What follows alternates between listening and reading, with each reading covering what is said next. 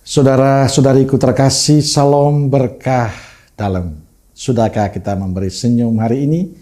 Selasa 21 Mei 2024. Hari biasa pekan ke-7.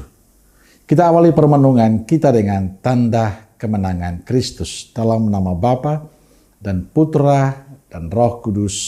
Amin. Permenungan kita diambil dari Injil Markus bab 9 ayat 30 sampai 37.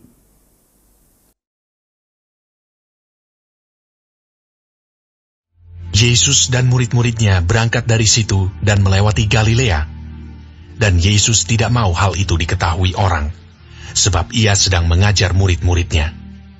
Ia berkata kepada mereka, Anak manusia akan diserahkan ke dalam tangan manusia, dan mereka akan membunuh dia. Dan 3 hari sesudah ia dibunuh, ia akan bangkit. Mereka tidak mengerti perkataan itu, namun segan menanyakannya kepadanya.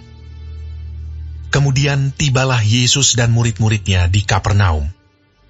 Ketika Yesus sudah di rumah, ia bertanya kepada murid-muridnya, Apa yang kamu perbincangkan tadi di tengah jalan?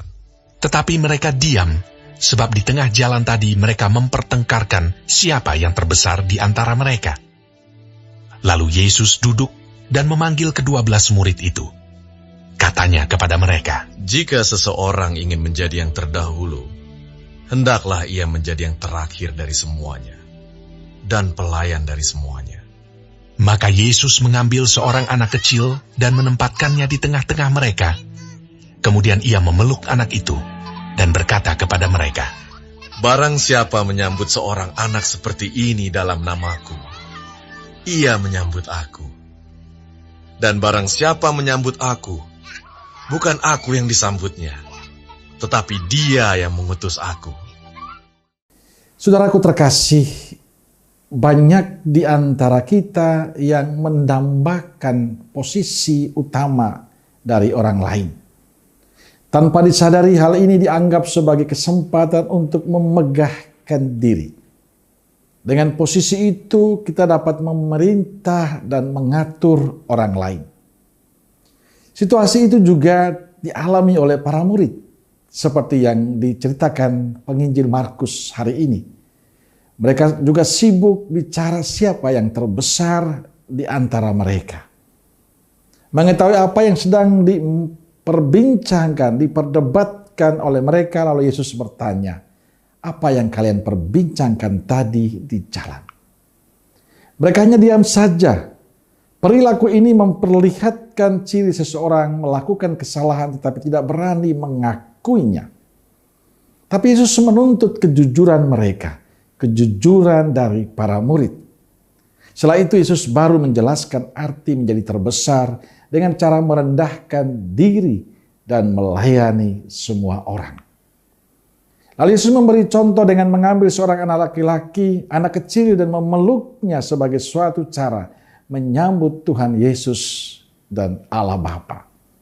Saudaraku terkasih, tindakan Yesus dengan memberikan penjelasan pada para murid yang sibuk mempersoalkan siapa yang terbesar di antara mereka, menegaskan pada para murid dan juga kita kaum beriman bahwa konsep kebesaran, kepemimpinan yang Tuhan inginkan bukan bersifat otoriter, tapi menjadi hamba dan pelayan.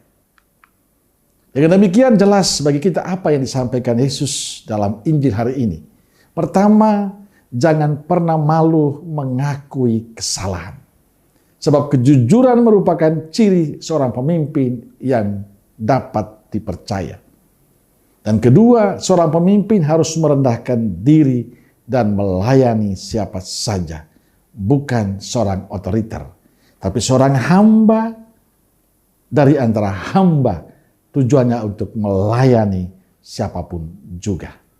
Semoga itulah yang menjadi semangat kita.